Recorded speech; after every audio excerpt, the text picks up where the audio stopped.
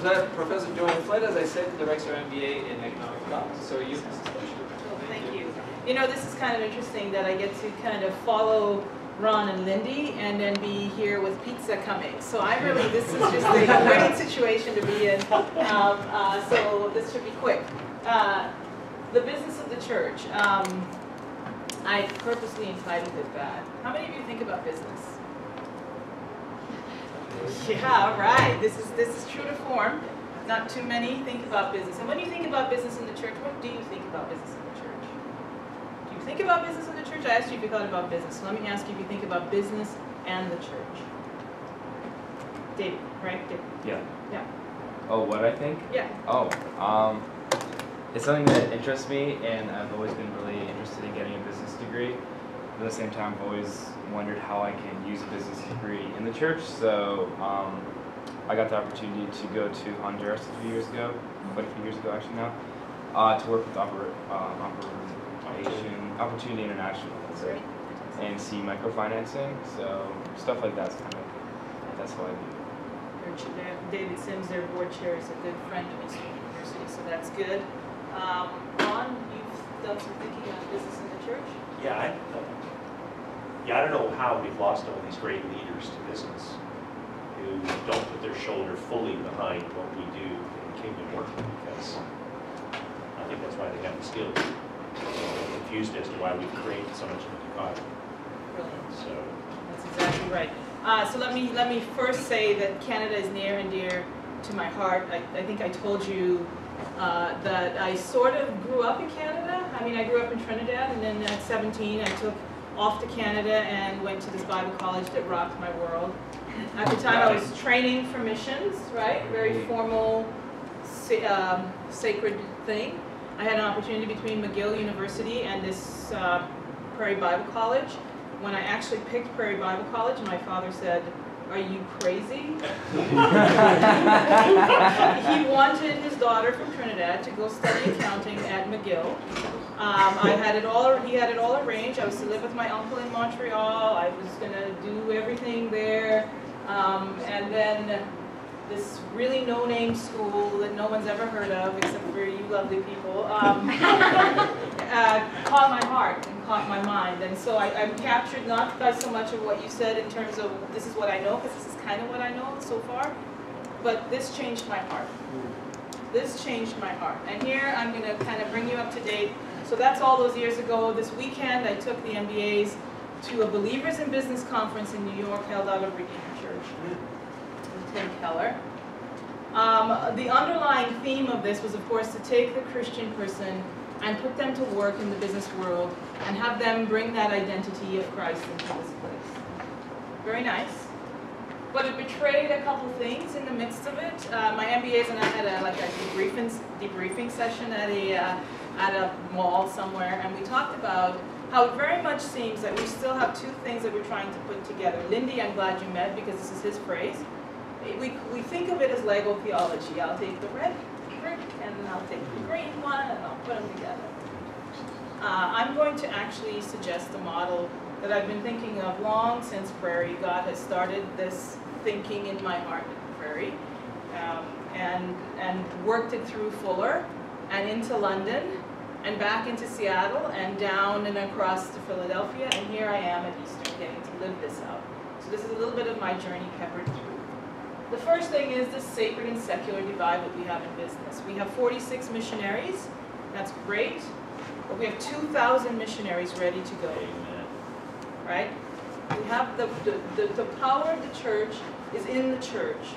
It is God's people. We don't have, we went to Fuller Seminary because we wanted to study with the Ray Andersons and the Paul Heberts and the amazing people, Lou Smedes, and all these great, great theological thinkers. And the woman that rocked my world was a woman by the name of Julie Gorman. Yes, you've probably never heard of her. Julie Gorman said, "You're all training for ministry, define ministry," to a group of people sitting in ready for seminary. And we were like, "Oh, define ministry? That's so elementary," right? When we defined ministry, I came up with, for myself, ministry is any activity that I do that draws people into relationship with Christ. And there began the breakdown of my own conversation within myself. At the time, I was serving as an accountant at the city of Bellevue, and I was going to seminary on the side, and this idea of ministry was foreign to me. Ministry was what I did as a missionary. Ministry was the stuff I did on my church's mission staff, right? It wasn't ministry in the workplace. It wasn't ministry by sharing my life. That's ministry. And I became to, that started a shift in me. And then I came into this conversation about the fact that we're created in the image of God. I'm fortunate to be married to a man who, when we went to India, and we were all fussing about how difficult it was to be in India, he actually said, I'm moved and I'm touched by the people because I can see that they're created in the image of God. We're created in the image of God. This is a God who creates us, and we are relational beings. He didn't go to India as a privileged North American. He went to India as a person and was broken by the needs of the people who were in India. And then he went on to get his doctorate degree in London, and he did this thing on the Trinity, and in the Trinity he recognized God is a relational being. And so in the midst of all of that learning at Fuller and through the years, we've come to see that we are created in the image of God. And as my favorite author, Jacqueline Novogratz, would say, dignity is more important than wealth. Dignity is more, she's not, I don't even know if she's a Christian. I claim all truth to be God's truth. But dignity is more important than wealth. The image of God, we bear that in ourselves, and God is a relational being. So this is the basis for doing business. It's the basis for engaging business. And so when I asked myself all those years ago, which I can only now articulate, I didn't want to go as a supported missionary after I finished Prairie, nor did Eric, which is why we went to Fuller. I did not want to go as a tent maker. I felt like, wow, I should just go and live. Look, I'm a Trinidadian, and I have amazing Canadian friends who, I guess last week was Canada's Family Day or something. Yeah. Yeah. So my Canadian friends called me. I was in New York, and they said, "Hey, it's Family Week in Canada, and your family." So isn't that great? I'm still in touch with what happens in Canada, right? But we are relational, right? God has made us to be relational. Let's not lose that piece. And so I asked myself, I didn't want to be supported as a missionary. I didn't want to go as a tent maker. I wanted to go and enter a society and live and be and have my being. When I look at the New Testament, that's kind of how I see that. We start in development all too often, and we ask the question, what? We ask the question about what is justice and what ought we to be doing and how should we do these things. I'm going to refer back to my husband again. His fundamental idea, and one that we were taught at Fuller, is this. It is the whole question. Who is God? Who am I? Who is my neighbor? Those are the basis and the elements for how we do anything. And so then I go back to the what question after I've asked the who questions. And I say, well, what is the role of business in society? And I fundamentally come down around this. And I'm not going to go into the full thing. I'm just going to introduce this concept to you. And he's going to be at the Justice Conference, so if you get a chance, I'm trying to do anything I can to be around this person. What is the role of business? And I answer, it is for Shalom. Shalom is a wonderful theological concept, not peace. It is not just the absence of conflict. Shalom, and I'm using Dr. Walter Storff's definition here, and he's speaking at the Justice Conference in a day or so. Please try to find his session and be present. Shalom is, Dr. Walter Storff would say, the state of flourishing in all dimensions of one's existence, in one's relationship to God, to fellow humans, to nature, and to oneself. Also adds, Shalom is more genuinely the content that the biblical writers give to the destiny appointed to us by God. Our appointed destiny incorporates living in human community, people, and in the midst of nature, planet. Now, if my students were here, they would be laughing because they know I go after this triple bottom line of people, planet, and profit, right? We call it drinking the Kool-Aid, and we're actually going to have some Kool-Aid at the end of our course. So I'm gonna kind of stop there for a little bit and kind of flesh this out a little bit for you as I talk about it. Shalom for me means, again, that we are in the midst of a relationship. It recognizes the fact that God has called us and made us relational beings, that He Himself is relational, and fundamentally business is relational. All of you have participated in business relationships today. And you will throughout this weekend, as you purchase food, as you pay for transportation, as you pay your conference fee. These are all business transactions, but they're predicated on relationships. And so fundamentally, I think that the God of the universe, who's created business and created us, has put in business these creational ordinance that relate to relationship.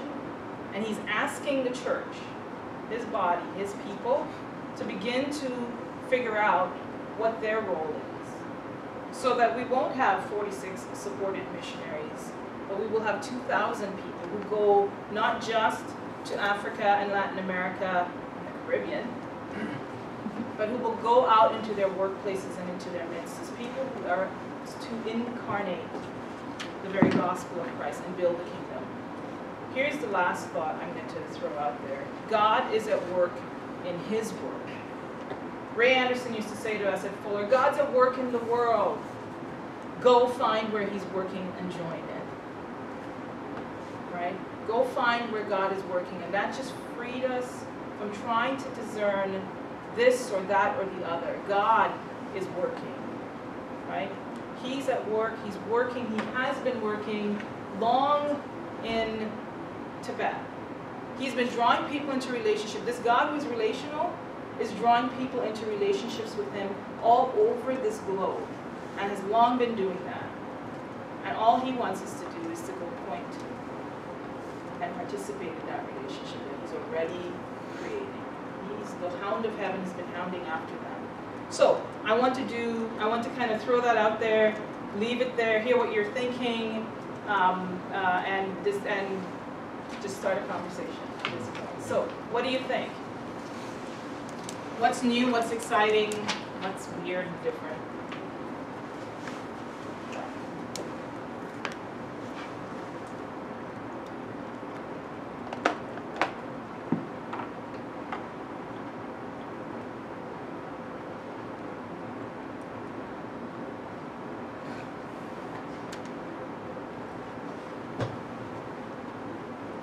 I think it's cool.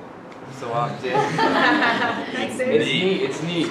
No, so often in the church, business is not talked about at all. At least growing up in the churches I've been in, it's kind of like you expect the church to have successful businessmen in it who give a lot Sunday morning, but that's about as much involvement as business has in the church. So it's neat that. It's neat that. To see how you're defining business from the role of business within the church. Yeah, and you're raising a fantastic point. So part of the deal here and deeper into the presentation, I put together this idea of the instrumental and the intrinsic role of business, right? So this is, if there's a great book called, what's Jeff Van Duser's book? Why Business Matters to God and What Needs to Be Done. And in it, Jeff talks slightly about, instrumental and intrinsic, right? So this idea that instrumental is we do all these great things. A businessman can come to church because he can tithe, right? And 10%, I have some really great friends in Seattle, and when they tithe, they can change the face of the missions department. I've seen it done, right? Because their tithe is lots of money, more than I'll ever make, right? So that's a great role. That's good and instrumental. And we want them on our committees because they're strategic thinkers, and if we need a parking lot built or to raise money for stuff, they're great for that too. Again, instrumental. We even so far as go out and say, hey, let's bring the business person in, let's go in, and we have this whole movement, Business is Mission, let's go in to countries and participate so that we can actually evangelize folks. That's great too. Again, instrumental, right? There's an intrinsic thing in business. Something about business is very intrinsic. In terms of creating meaning, I'm not just talking about creating wealth. And again, we have to come to terms with issues of wealth, and we have to come to terms with economic systems that set up things like Milton Friedman's idea of the stockholder and profit maximization. The corrective for profit maximization is the triple bottom line. So we're not just doing profit, we're doing people, planet, and profit. And those things are inherent to business, right? They're intrinsic to business. There is something about really doing a really great spreadsheet that does analysis well and getting a pivot table to work the way you anticipated it to work that the person in business will just smile at. It's like art to them, crazy people that they are, right? But that's just beautiful, right? And the ability in businesses to direct and grow people and to see their gifts and to develop that's intrinsic to business as well. So we can no longer, we're fast approaching in the church this realization that we can't look at this instrumental role of business alone. We must now need to engage it around its intrinsic value, because that's where God comes in, right? Thoughts on that, or anything else? My dad had a dry cleaners, and so when I finished my time at the university, I had the opportunity to join him. So we had 8 stores, 55 staff, and it was a life-changing experience for me because I was able to live out Philippians 2, 3, and 4 in the context of an income statement where my staff were expenses. And the goal was reduce your expenses so that you could make more on the bottom line. And dry cleaning in and of itself is like a slave industry, hot, sweaty, people making low wage. For me, it was the most transforming. It was church because I got to live out. I got to make financial decisions on whether Philippians 2, 3, and 4 was real or not. Whether I was going to make more so I could put another BMW in my garage, and you couldn't send your kids to school. I mean, it was so tangible. It was visceral. So for me, business is such a phenomenal place for people to live out their leadership journey. It's a place to lead. It's a social work. Every business is a social work. And the concept of social entrepreneurism is false. Every work is a social work. Wherever there is people, there is social work. So, that's exactly right. I teach, one of the classes I also teach here is accounting. And cost accounting, there's a cost, the total cost equation is equal to this idea of the fixed cost plus the variable cost. And I tell my students, only in my class will we define it this way. This is what your textbook has written. We'll define the total cost is equal to fixed cost plus variable cost plus social cost, exactly. And this has always been externalized onto society, whether it's pollution or human cost, right? We are seeing things through different lenses. This is the work of the church. And not just us. I make my entire argument about how the world of business has changed along the lines of getting to this place in social entrepreneurship. I make that entirely from and I don't like this word, a secular. So I'm using all of the secular people's books that come out of Harvard and come out of thinking in the business schools, and I'm taking it all and say, hey, all truth is God's truth, and we're going to take it and attach it to Walter Storff's idea of shalom, which is really God's idea of shalom. Right? So fundamentally, this is our calling, is to have a new paradigm. See, Jesus, when he broke into our world, he becomes the object, he becomes this thing that we get to know, this person that we get to know.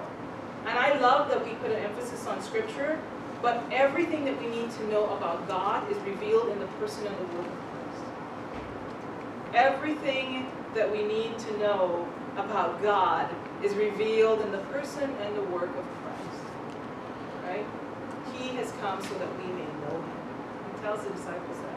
You've seen me, you've seen the Father, right? And so this is where everything starts to pivot, right? We pivot right there on that point. So great, this idea that we incur costs by having employees. Well, how about if it's a proven fact that actually if you put in gyms in corporations. I have a colleague in the undergraduate department. He's coming from Johnson & Johnson. He's an HR guy from Johnson & Johnson. When J&J put in healthcare clubs and gave counseling for smoking cessation, all those things that were initially costs to the business, right, ended up increasing profitability, increasing productivity, which then increases productivity, right? Tons of companies that started to think about how to preserve things in the environment are now finding that those people are willing to pay a sustainability premium for products and services, and they're finding that that translates to their bottom line as well. These are what I'm calling, which they're not, this is not my term, this is Piper's term, they're creational ordinances within business. God intended us to not have a single bottom line, but to have a triple bottom line of people, planet, and profit. I took a flight to the CCDA this year, and I met a guy who had just made millions. You know, he had the glow of, I've just made millions, I just sold my business, look at me, kind of thing. And I was reading Tim Keller's Reason for God, and he was kind of intrigued by a weird book, strange person coming to sit, you know. I should have booked my flight a little bit earlier and got that seat. I was on Southwest Airlines, so I had to sit between two people. And I wasn't too sure he wanted to talk to me at all. So he sees the book and he says, what is that? What do you do for a living? And I said, well, I'm privileged to teach at a Christian university. I said, what do you do for a living? Well, he says, and he tells me the whole story. He had a business that he started. He grew to 60 people. They do indoor landscapes for malls and corporations and stuff like that. He just sold it for like $15 million, and he's on for the next 10 years kind of as an advisor to the new staff. So I said, wow, that's great. What a deal. I said, when I meet people like you, I always want to ask, what have you ever failed at? Like, what would you ever failed at? Well, he says, no one's ever asked me that question. So we sat and we thought about the things he failed at, and he was honest, and he says, you know, I was never really good at delegating. I couldn't trust my staff to do stuff that was well enough. And then I said, so you've made all this great money. Let's take money off the table. I'm sure my development office is kind of going, really? Like, get the guy's card so we can be in touch with him. Take money off the table. What would you say would give meaning to you right now? Let's talk about meaning. And he says, well, no one's ever asked me that question. I said, well, we got about 20 minutes before we land. Let's figure it out. Blue sky, right? He started to think, well, he says, if I could do anything, you know what I would do? I would take my business into this inner city area, because we put all our trucks and our sourcing, and we'd go through this area, and it was pretty depressed. And I would like to kind of create like gardens and sustainable things and teach the kids in the schools how to grow stuff. And I said, wow, that's pretty amazing. Like, who would have thought that? You know, as we disembarked, he said to me, he says, you know, today the conversation, because he was going to some big business thing that he was on, we'd both flown into Chicago. He said, you know, the thing I would have been doing today is talking about golf clubs and the latest watch to buy. He says, fundamentally, in my own mind and heart, the conversation has been changed. So my friends would say, well, why didn't you just share Jesus with him? Well, you know what? The minute you ask the meaning question, the only way he can ever really fundamentally answer that question is with Jesus. I'll let God do the rest. Fundamentally, you take money off the table, and you stick meaning on there, and that breaks open everything that God's been trying to shout to this man for years. Long has God been in a relationship with this man. And it took this weird person who didn't quite get her flight sorted in time to come sit in that middle aisle seat, throw Tim Keller's book on there to have a conversation about meaning. Friends, I'm telling you, you are the generation. See, our generation, when we went to college, we said, what kind of job should I get when I'm done? That was my parents' generation, right? My dad wanted me to go to college, get a degree in accounting, and become an accountant. The funny story is I went to be a missionary, and years later, as I sat in an office in London for the Queensland government, being an accountant, I thought, that's funny how I ended up doing this, right? Yeah. We ask questions about what we want for an occupation. My generation, the Xers, we started to kind of ask a little bit different questions, but we weren't quite sure how to get there yet. Your generation, you're already asking meaning questions. You are already front and center with your meaning questions. My 13-year-old son is asking meaning questions in middle school. I'm blown away. If this change will come, and I think it's coming through the church, And in society and within philanthropy and all over, God is doing a new thing. And the drivers of this new thing, in and around justice, because he's asked us specifically to pay attention to do justice, will be you. Because you will get it. You're asking questions fundamentally that we didn't even think of, it didn't even occur to us to ask in college. So, let me close up by saying one thing. I have been thinking so much about 1 Corinthians 13. And I've been kind of doing some weird things in my devotions. I now pray the Lord's Prayer in weird ways. I pray it slowly and methodically and pull out words and think long. And I do that every day now. It's just kind of this thing I'm doing through Lent. But I was kind of, as I was prepping this to kind of wrap it up, we have these things of faith, Christian faith. It's important here. We have faith, reason, and justice. And we have hope because we work in development, and we hope to see the inbreaking of God in the midst of people. We have love, right? And the scriptures tell us we're faith, hope, and love. These three things abide together, and of the greatest of these is love, fundamentally relational. Fundamentally relational. God is a God of love. God is relational. He's created people as relational. I will end by saying what Ray Anderson said to us. God is at work in the world. We'll find where he's working in JoAnn's word. Thanks for listening. Thank you.